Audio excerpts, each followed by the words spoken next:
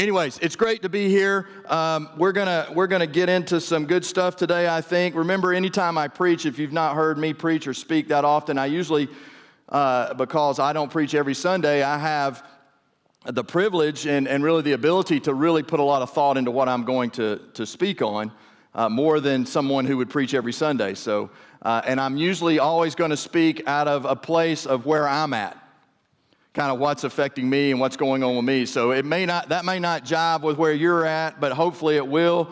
It's just the best way I know how to do it, and then we just kind of join together on that. So anyways, how many people in here are fans of the Olympics? We have Olympic people? Yeah, me. I love the Olympics. Love the Olympics. I don't like the opening ceremony. Could care less about that. I know it's really nice and pretty and awesome, and my wife loves to sit there and record it with my daughter, and they watch it over and over again, and it celebrates the country that the place is at, the Olympics are at. I get that. That's awesome. I like the competition of the Olympics. I like the Summer Olympics a little bit more than I do the Winter Olympics, but nonetheless, I love the Olympics. Part of the reason that I like the Olympics is because at one time I felt like I was an Olympic hopeful because my parents told me that. When I was 7 years old, 8 years old, my parents put me in a track club, and they told me if you work really hard, you could be in the Olympics. And I thought, wow, that's cool. I watch the Olympics on TV, and I see these people, and they stand up on these podiums, and they get this noise and these music, and these people go crazy, and they get a medal. And what kid at 7 or 8 doesn't want a medal? I wanted a medal, and it was just really neat. And so I joined this track club, and we would participate in these things that were called the Olympics. Like the Cobb County Olympics or the Fulton County Olympics or the Roswell Olympics. I grew up in Atlanta. And we would go around and be in these things. And I remember the very first meet I was at, and I was in a race, and I was in the mile. Okay, I had to run a mile. And as I began to run, it wasn't too far into that run that I started to realize my parents had lied to me. I had absolutely no ability to be in the Olympics compared to the people there was a kid that was 3 times my size that was lapping me in the mile. So I knew that I wasn't going to be in the Olympics, but I loved track. So as I got older and I got into high school, I did the high jump and the pole vault. All right, those are 2 things that I did. I was terrible at the pole vault because I was scared of heights. So I could put the pole in, but as I started to go up, I started to realize, I didn't want to go this way. I'm just going to come back down. But unfortunately, many times I would come back down and lay flat on my back, and that's when my coach realized I could do the high jump because I like to lay flat on my back, and that's what you did in the high jump. And so I did the high jump. I jumped 6'10", which was pretty good for me, right? For a guy that couldn't jump very high, and did that and did 1 year of high jump in college, so that was fun. But I like the Olympics, and I like the whole mantra that goes with the Olympics. You hear this, reach for the goal. You heard that in the Olympics like that? Years ago, that was like they'd say these athletes are reaching for the goal. And we hear this word reach when it comes to things like that, like reach for the goal or reach for the stars. Or we hear it in terms of climb, getting somewhere faster, achieving something, being a part of something. And reach, if you think about the word reach is a little bit more than touch, but a little less than hug, right? It's a little bit more than touch, but a little less than embrace. Reach requires a little bit more effort. If you think about you're reaching for something, you're almost trying to get to it. It requires you to maybe move a little bit out of your comfort in order to reach. I don't know if you've ever had to, if you think about it, if you've ever had to reach across or reach here. At the dinner table, we could never reach. My dad was not a reacher, so if you reached, you get something thrown at your hand, or there was no reaching at the dinner table, but many times you reach for a roll, or it requires a little bit more effort from us. And the reality is, in life, we're all reaching for something. Every one of us are reaching for something. We're reaching for wholeness. We're reaching for answers. We're reaching for more money. We're reaching for more fame. We're reaching for healing. We're reaching for acceptance. We have our hands out looking, reaching, going in the direction of something. That's what we do. And there's a great piece of scripture in the Bible that speaks to what I believe to be one of the greatest reaches ever. It's one of the greatest stories of someone who reached out. And not only did they reach out, but when they reached out, that reach, that extra effort, that going for it, changed the course of their life forever. Now think about this. I don't know what you reach for, but there's not very many things on earth that will change. If we reach for it and we get it and we grab it and take hold of it, that it'll change our life forever. And I talk about ever, I'm talking about eternity, I'm talking about forever. There's not many things that we reach for that will happen. But in this particular instance, in this particular historical part of the story of Jesus, this life was transformed forever. And it's found in Matthew 9, verse 20. That's where we're going to be. Matthew 9, verse 20. Now, I want to read you, and then I want to read you this scripture, then I want to give you a little bit of background on it, okay? I think we have it on the screens for you too. Matthew 9, beginning with verse 20. Now, Jesus is in the part of kind of the Gospels where we're beginning to see a lot of healings happening. Jesus is doing some miraculous work, and we're seeing a lot of healings. And we come across this woman. Verse 20, just then a woman who had been subject to bleeding for 12 years came up behind him, Jesus, and touched the edge of his cloak. She said to herself, if I only touch his cloak, I will be healed. And Jesus turned and saw her, and he said, take heart, daughter. Your faith has healed you. And the woman was healed from that moment. Now, let's do some background on this woman. We don't know a ton about her. We really don't know much more about her than what is written in this piece of scripture. But here's what we do know about women of the time. If she was bleeding and had been bleeding for 12 years, we know that 12 years of her life, she was considered unclean. And what unclean meant was that no one could get around her. In fact, she was ostracized in society. She was a loner. She couldn't be married or have children. And understand this, to be married and have children was the number one real purpose for women in that age. That's what gave them true purpose and meaning and a place in society and in culture, was to be married and have kids, and she had none of that. So we don't know where she slept. We don't know if she had a home. We don't know what her home life was be, but we can only assume, and we're just assuming here, that her parents had nothing to do with her either. That she was probably cast out of her home. She was forced to maybe live on the streets. We don't know what her lifestyle was. We don't know how she ate or really what she did to make a living or even survive. For 12 years, she was like this. And she happens to be in this place where she had heard that this man was coming who was doing some miraculous things, who had the claim to be the Messiah, and people were beginning to catch on to who this man was. We don't know how she got there, but she was there. And we know there was a crowd, and she was being shoved, and her true desire was to get to him.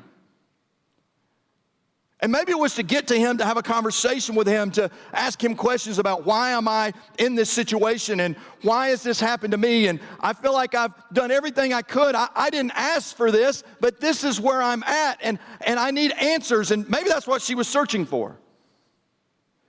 But Jesus at this time in his ministry, he was swamped with people all around him, people just wanting to get to know him, to figure out, to ask many of the same questions that she wanted to ask. And I have this picture in my mind because this is what the Bible kind of gives us. It gives us pictures to help fill in some gaps that maybe aren't there and maybe don't completely describe the situation, but give us enough information that we can kind of piece it together, that she's in this crowd and maybe she's on her knees and she's just thinking in her mind, I'm so desperate. I'm so desperate that I just need to muster up enough courage to approach him.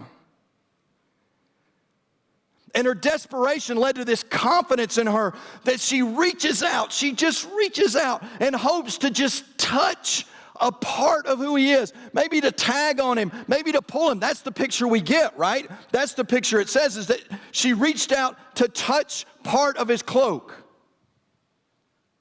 But here's what the Greek tells us. The Greek tells us that it wasn't reach at all. She embraced him. She grabbed hold of him. Her desperation led to this point in her life where she reached out for him. Regardless of the consequences. She knew she could be beaten, arrested. That this unclean woman was now touching the purity of Jesus. And those around, especially the Pharisees who knew what was happening and knew how unclean she was and how unsure they were of him, they could have stepped in. And maybe they tried to, but she wouldn't let go. She wouldn't let go. She was on the backside of nowhere in her life. But Christ became bigger than the obstacle she faced. And that's us. That's us. We reach for something to mask the pain, to heal the wounds, to restore the joy of life. We reach for more fame or more money. We reach for a drink or a drug, or we reach for earthly pleasure. We reach for gathering more because we think that will solve the pain in our life. We reach for loneliness. We reach for isolation. We reach for removing ourselves from anybody that could be in our life that might help us along the way. We reach for these things to fill the emptiness. We allow the obstacles to become so big and Jesus to become so small that we refuse to reach for him. Think about Peter on the water when Jesus asked Peter to get out of the boat, and Peter gets out of the boat. We've heard this story a million times. If you're familiar with the Bible, you've heard this story taught, or you've learned this story where Peter gets out of the boat and he begins to walk, and Jesus calls to him, and then he realizes what? He's standing on the water, and he begins to sink. Now think about that. He's standing in the presence of Christ, who's on the water, by the way. Calls him on the water. He gets on the water. He's standing on the water. He's not sinking at that moment. It isn't until he realizes that the obstacle in his eyes is bigger than the Savior in front of him. And so what does he do? He sinks. Many times our obstacles become bigger than Jesus, and to overcome those obstacles, we begin to reach for things that are not Christ. And here's what we know. If any one of us, I've done it, many of us have done it, when we begin to do that and we begin to reach and grab and reach for those things, what happens? We become further removed from Jesus. Now think about this woman. What was it that she truly desired? She said that she wanted healing, right? She wanted to be healed. And I don't doubt that physically, I'm sure she wanted to be healed. She felt like that's exactly what would change her life. But it was Jesus who had something else in mind, wasn't it? He always has something different in mind than what we assume we think we want. Maybe it wasn't healing that she needed, but she needed restoration. And I know both of those words can mean very similar things, but in her mind, in her situation, she went for healing. I want to be healed. physically, so that I won't be cast out, I won't be ostracized, I won't be removed from culture, society. And it says at the end, right, that she was healed from that moment. We don't know a lot about this woman from that point forward. But we do know this: she was restored. See, Joel 2:25 says, I will repay you for the years the locusts have eaten. Jesus wants to give us that life back with him. That's the restoration.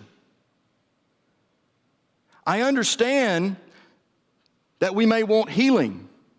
I understand that we may want our marriage healed, or our finances healed, or we may want a relationship healed.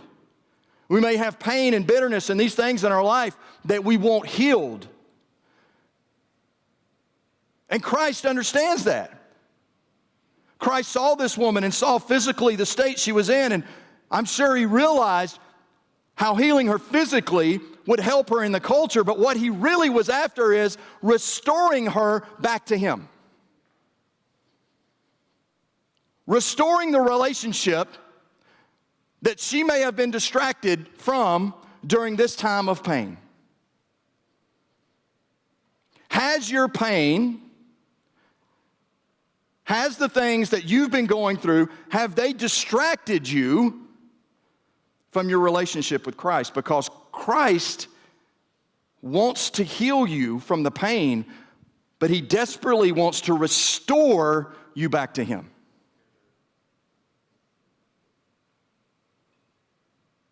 He wants to give you everything that you've lost. And let's not think in terms of earthly things. Let's think of terms of everything in the relationship with Christ that we've lost. The times and the opportunities where we had to have this deep faith, this one-on-one time with him. We lost that. This time where we became distracted by the things in our life and the things around us, that we lost that with him. He wants to restore that. And when it comes to true restoration, there's a few things that I think the Scripture tells us that looks like. The first is that we understand that we worship and glorify God. Now, what is that? You would, if you ever went to the back of your Bible, I don't know if you've done that, if you looked up a word. You know, you've had this word, you look up in the back and you find the word and it gives you the verse. And there's a couple of words that are in there a lot. They're in the Bible a lot. God, obviously. God's in there a lot. Okay? That would make sense, right? The word glory, glorious, glorified is in there so many times. It's a word, though, that many times I think we gloss over what that is. I think many times in today's culture, we see the glory of God, or the expectation of the glory of God is that we visibly want to see something, right? We say this: we saw God glorified in this, which is great. We want to see God glorified, right? Glory means at a different level, that he sits at a higher seat, that we pay homage to him. But I actually think one of the best places of glory and the definition of glory is found in Exodus 3. Exodus 3. Moses' interaction with God. We know the story. God appears to Moses in the burning bush. Moses, thrown off a little bit by that, is trying to figure that out, and they begin to have this back and forth. And so God then tells Moses and gives Moses these marching orders of what he needs to go do. And Moses says to God, all right, you've asked me to do this, but suppose, have you ever done that with God? Have you ever put suppose at the front? God says, I want you to go do something. You say, yeah, but what? They might, I don't know how they would receive. Like, that's going to make me look real spiritual. that might make some people uncomfortable. And you think about Moses sitting in the presence of God, and God says, I want you to go do this. We see this throughout the Bible, and everybody's first response usually is but or well or suppose. And he says, suppose I go to the Israelites and say to them, the God of your fathers has sent me to you. And then they ask me, what is his name? Which seems like a ridiculous. I'm not sure why they would ask what is his name, but there were a lot of gods, so they want to know which one maybe, and what is his name. And he says, what should I tell them? And God says to Moses, I am who I am. This is what you are to say to the Israelites. I am has sent me to you. And I can imagine Moses at that moment going, that's not a lot of help, but okay. I see what you're trying, I don't understand. Okay, I don't get that.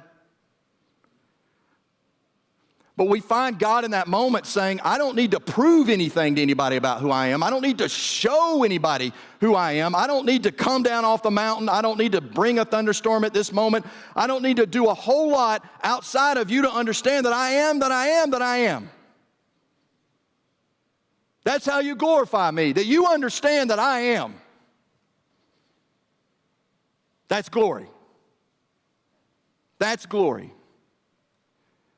We want God to show up and show out and touch and do and be a part of and deliver and take care of and give us. We want a lot of these things, and God says, why can't we just settle on the fact that I am God? I am that I am. From the beginning to now to tomorrow, that's who I am. And how you can glorify my name is just to understand that I am. They understand that it's not about you, and it's not about your answers, and it's not about how things affect you, and it's not about what you need. You understand that I am God. That's what's most important. So we glorify God. We find that a glorified God in the moment is a key to restoration, that we understand that God is the creator of all, that God knows all, that God spoke everything into existence. And when we begin to see our obstacles bigger than Him, we begin to belittle who God is. And then we attach names to God according to our circumstances. And I'm not saying these are wrong. I'm just saying this is what we do many times. We call Him the great healer, and yes, He is the great healer. We call Him the great provider, and yes, He is the great provider. But first and foremost, He is God, the creator of all, the one who knew us in our mother's womb, the one who brought that woman into your life, that man who has blessed your kids, that man who's created God, who has created the opportunities that we all have now. Glorify God because He is God. Not because of what He does, but because of who He is. The other thing that we see that leads to her restoration that I believe can help us is that she had access to the king. Now, think about this. I don't know if you've ever met a famous person. When you meet a famous person, you have access to that famous person. You do sometimes you have bizarre behavior. You ever met a famous person and you just kind of lost who you were in the moment? I met the President of the United States one time. That's a big deal. Not the current president, but I met Bill Clinton, President of the United States. I've told this story before. Many of you haven't heard it, though. I'll give you the abbreviated version. I'm waiting tables at a restaurant in Atlanta. Bill Clinton comes in to eat at the restaurant. Very cool. I get the opportunity to wait on Bill Clinton at the restaurant. Pretty cool. Well, at the end of the meal, the president wants to come and shake everybody's hand that helped. All the servers, all the cooks. It's a real great opportunity.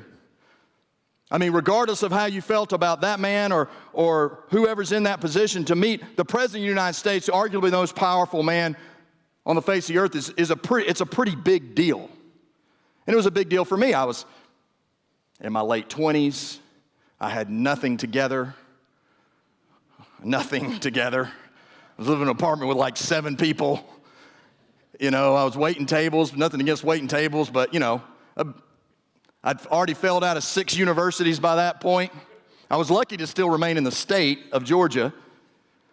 So I had nothing going on. So this guy's going to meet the President of the United States. It's laughable to even think about. So he lines us all up, and I'm at the end. Then he starts down there, and I'd never met a famous person ever. This is the most famous person I ever met in my entire life. And so he's down there, and he starts making his way, you know, and he's getting about halfway, and he asks a question. He goes, "Where's the young man that waited on me?" I thought, he's giving me a name, right? Not my name, but he's recognized me. And so the manager says, "That's Greg, he's at the end." And for whatever reason, just because you lose your ever-loving mind sometimes when you meet famous people, they pointed at me. I thought they were calling me to him, right? That I was going to get a special hug and embrace and maybe a check for $10,000 or something I could have used at that time. And I'm standing at the end of the line, and so this is what I decide to do. He's way down there, so I start doing this. And as I get closer, I decide I'm going to say something, because the moment couldn't be uncomfortable enough. I say, "Here I come." And as I'm walking, I can, in my head, saying, "Put your hand down, you idiot." And there's a picture, actually, I would not dare show it to anyone in public, but I have it in storage, of him doing this right here. As I have my hand out as I'm coming for him. We shook hands. He did not address me at all the rest of the evening, obviously, because I'm a crazy person.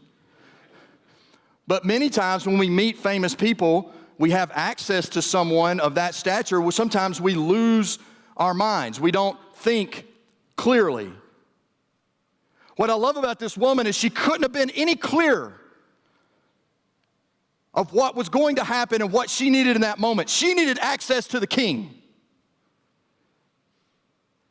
And regardless of anybody standing in her way or trying to stop her, she was going to gain that access, and all she wanted was just to touch him, just to reach him, just to place her hands on him. That's what she wanted. And he does what Jesus does. And if you miss this in the scripture, you have missed the point of this. He feels her on him, and he turns to her. And I have this picture of him grabbing her, probably bloody, not great face, with 2 hands, and he looks her in the face, and he says, "Daughter, your faith has healed you." Think about that. A woman who had no name, who wanted healing, who wanted access to the king, was given unabated access. He turned on a dime to this woman who no one paid attention to in their life, and he grabbed her face and he went eye to eye with her, and he gave her a name. It was no longer ostracized. It was not bloody woman. It was not cast off. It was not look at your life and what you've made of it, and look at the mistakes you made and how nobody wants you and nobody wants to be with you and nobody cares about you. He grabbed her face, he looked at her, and he says, "Daughter."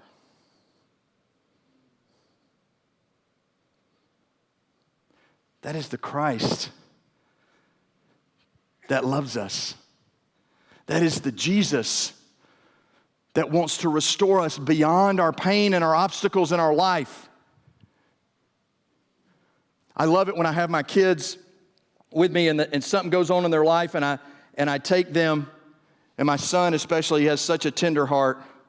Something will happen, and usually it's something that doesn't happen to him, but happens to one of his friends, and he'll come home from school and he'll just be crying because somebody was mean to somebody else. And I just love getting down on one knee. And I just grab those little cheeks and that face, and I just look straight at him. And I say, Paxton, Daddy loves you so much. And I'm so proud of your heart. And I want you to understand that what's happened in the past doesn't have to happen tomorrow. That Jesus paid the ultimate price for you and for your friends to forgive anything that's happened. And there's nothing better, is there? Is there nothing better than taking a little kid's face and looking in that face, and as you talk to them, words of encouragement and love, to see their face light up, and you begin to see restoration in their eyes, healing from that moment in their eyes. You begin to see what? Change. The change doesn't happen when she touches the cloak. The change doesn't happen from the reach. The change happens when he turns on a dime and Jesus stares her in the face and grabs her and changes her name and life forever. Forever. Forever. We know it's an important story that was put in the Bible, that someone observed it or someone got it from her. The information from her. We also know moving forward in the scriptures, if you'll see that from that point forward, people would bring those that were hurt or injured or needed healing to Jesus, and it would say just so they could touch him, just so they could touch his cloak. This was observed by so many people, this change in this woman's life. A new name, a new body, and restored, all because she had access to the King. Here's what I'm telling all of us today. Because of what happened on the cross, we all have access to the King. We don't need access to a president or a congressman or a mayor or a police chief or anybody else. We don't need access to our boss. We don't need access to anybody else to make us happy and full and for the world to change. All we need is to understand we have access to the King, and the King's desire is to restore us in right relationship with him. We don't need another drink. We don't need another smoke. We don't need to watch something else on a computer that we don't need to be watching. We don't need to be in a relationship we don't need to be in because we think all that's going to bring us fullness and happiness and joy. What we need to understand is we have full, unabated access to the King who makes all things new. And that might be simple for you. And you might be saying, I don't know how that happens. I would say just reach out. Because he will fill you, he will turn on a dime, and he will say, you know what? By my wounds, you are healed. Think about Peter on the shore when Jesus is resurrected, and he comes to Peter on the shore. And what did Peter do? Peter had gone back fishing. Peter did not know what to do. Peter probably felt terrible about the past in his life. And maybe you're in a place right now where you're like, you don't understand, Greg. The past life, I have so much bitterness and hurt and fear and these things in my life that have just kind of destroyed me. These things in my life that I'm not sure I'll ever be able to get over. All of these things. And Peter's standing on the shore and he sees Jesus coming his way. And what is he thinking? He has to be thinking, he's about to lay it on me, man. He's about to tell me that I disappointed him. Then he's going to list all these things that I did when he was alive and all these things I've done since he's been dead, and I haven't talked to anybody about him, and I've run away scared, and I've hidden, and I've gone back to doing what I always have done. And Jesus comes up to Peter, and I have to believe grabs Peter's face, and he looks him in the face, and he says, Peter, do you love me? Peter says, well, yeah, I love you. And he says, Peter, do you love me? Peter says, yeah. Peter, do you love me? Well, of course I do. He doesn't call him Simon again. He doesn't talk about anything to do with his past life. He doesn't talk about one mistake. You know what he does in that moment? He grabs his face, he looks in the eyes, and he restores him in his relationship with Jesus. That is the Christ that we serve. He is bigger than our obstacles.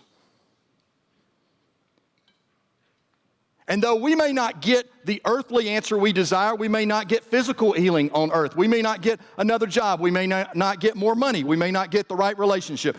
Our marriage may not work out the way that we wanted it to work out. But this I will tell you, because of that cross, because he hung on that cross, because he rose again 3 days later, we are restored.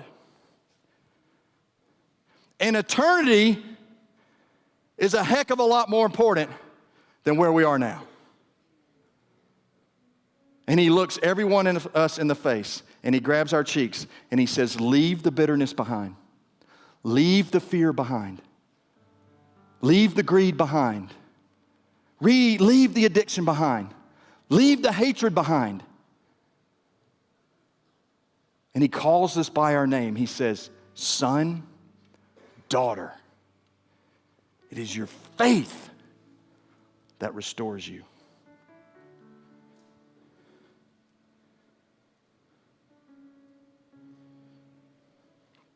Our healing happened on the cross. Our healing happened on the cross. And I'm not here this morning to belittle our issues and lead you to believe that God doesn't care about them, because he does, deeply. Deeply.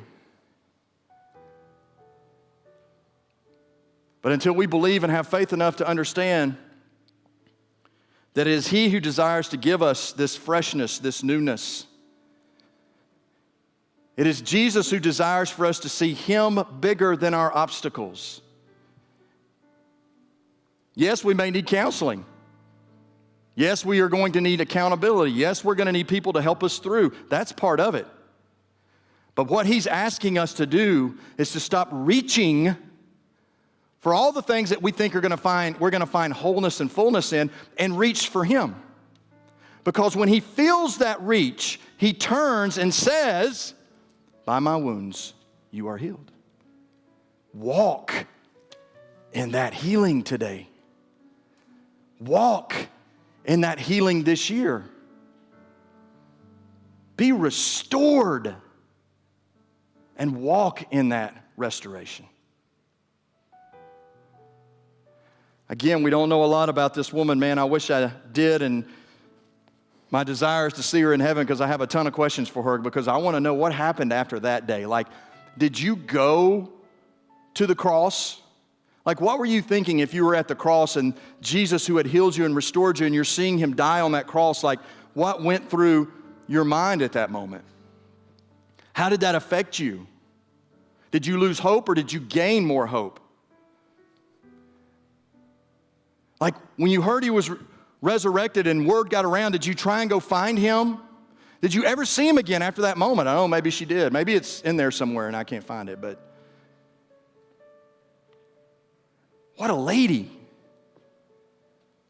What a daughter. Jesus wants to do the same to you and I. He did for that woman. He wants to let you know that you're valued. He wants to let you know that the past is the past. Let it go. Let it go. Grab hold of the restoration that he has. The loss is heavy. The pain is deep. The wounds are real. He gets that. But he wants to grab your face and tell you, you know what? Everything's going to be okay. I love you. Here's what we're going to do this morning. You know, people in those days were open to a lot more wonder and miracles than we are today. I'm just going to be honest with you. We question a lot of what God could do or may do, or the power that he has on this earth, and I believe God has unbelievable power. You've known this. I've said this a million times. I am not a doomsday person. I believe the world is a broken place, but we are naive to think that the things happening around us were not going to happen. But what I do believe is I do believe that God is more powerful than those things. I believe God's desire is to restore all back into a right relationship with Him. That's all. And maybe today for you, you've been reaching for the wrong thing. And when I mean wrong thing, I don't mean that you've been doing the wrong things. I just mean that maybe you've been reaching back into bitterness or anger or things in your life that, that someone said, or your parents treated you a certain way, or just really maybe horrific things that happened in your life. And you think that you get closer to God, and then all that surfaces back up again, and you feel like the obstacle becomes bigger than Jesus in that moment. Or maybe you today have been reaching for things that will medicate or things that will mask the pain in your life, will fill that hole. And you've been reaching for those things. But in your heart of hearts, you know that you need to be reaching for Him. There needs to be a new reach in your life. Maybe you're sitting there today and you want a moment with Jesus, just you and Him, where you can close your eyes and you can see Him and you can feel Him holding your face with His hands and changing your name forever. Changing your name from broken to daughter, from addict to son.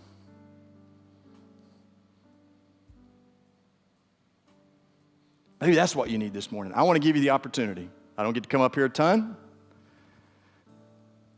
but I want to give you that opportunity. So the band's going to play a song. We're going to open up the altar.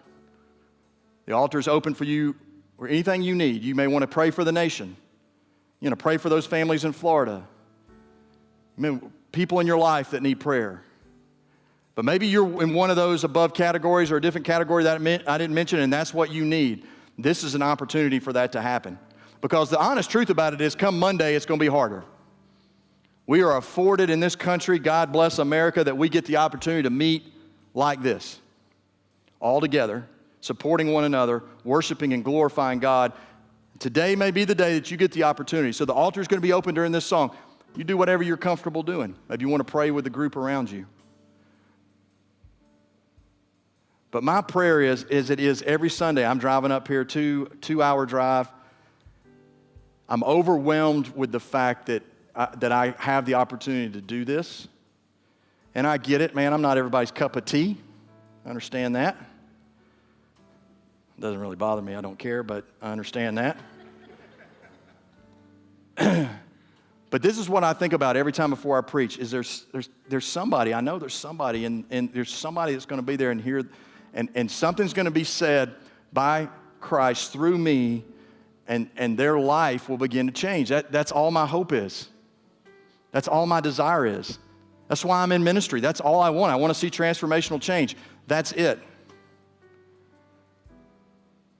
I hope that exists today.